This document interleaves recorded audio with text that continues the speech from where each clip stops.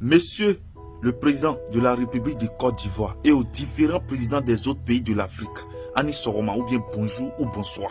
Ça dépend de l'heure à laquelle vous allez suivre ma vidéo. Je m'adresse à vous en tant qu'un jeune Africain. Je m'adresse à vous en tant qu'un homme qui est fier d'être Africain. Et je m'adresse à vous en tant qu'un jeune qui veut le changement dans son continent.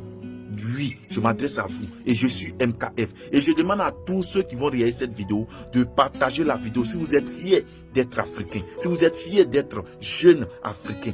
Chers dirigeants des différents pays de l'Afrique de l'Ouest, nous la jeunesse, on souffre. Nous la jeunesse, on n'a rien à se mettre sous la dent. Nous la jeunesse, on n'a rien à donner à nos parents pour manger. Certaines personnes vont dire que ouais, c'est parce que tu n'as rien à faire. Non, c'est parce que nos parents, ils n'ont pas pris le temps de préparer notre avenir. Ils n'ont pas pris le temps même de préparer eux-mêmes leur propre avenir avant de nous mettre au monde. C'est ce qui pénalise aujourd'hui beaucoup de jeunes Africains. Et on est obligé de sortir de nous-mêmes nos pays pour aller dans les autres continents, pour aller se battre, pour pouvoir avoir un peu d'argent, pour aider la famille. Oui, c'est normal. Mais la faute vient de vous les dirigeants africains. J'aimerais m'adresser à vous directement.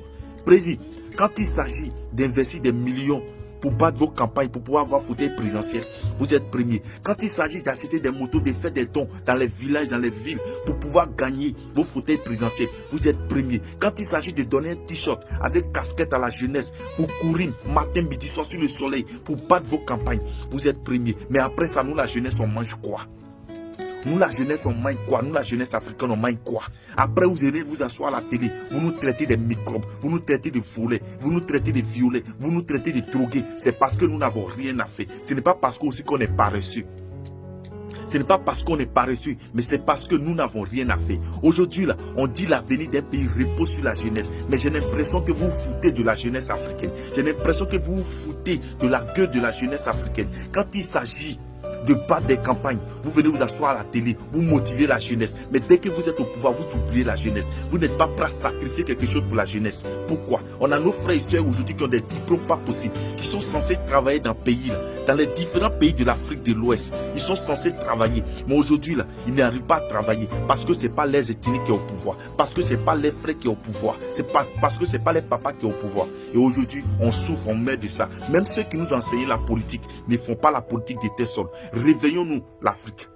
Il faut qu'on se réveille. Aujourd'hui, nos frères et sœurs qui arrivent à inventer des choses, des jeunes génies de l'Afrique, il n'y a pas de président, il n'y a pas de gouvernement qui va prendre soin de ces enfants-là. Pourtant, c'est des avenirs. C'est ceux qui doivent réveiller l'Afrique demain qui sont là. Pourquoi? Ces enfants que vous appelez aujourd'hui des microbes, des enfants de la rue, des voleurs, c'est vous, les dirigeants africains, qui êtes censés préparer l'avenir de ces enfants. Puisqu'on dit l'avenir d'un pays repose sur la jeunesse. Mais j'ai l'impression que plein de jeunes Africains aujourd'hui fuient leur continent pour aller se battre ailleurs, dans les autres continents, pour pouvoir avoir un peu d'argent, pour aider les familles. C'est normal parce que en Afrique, il n'y a pas de dirigeant qui est prêt à se sacrifier pour la jeunesse.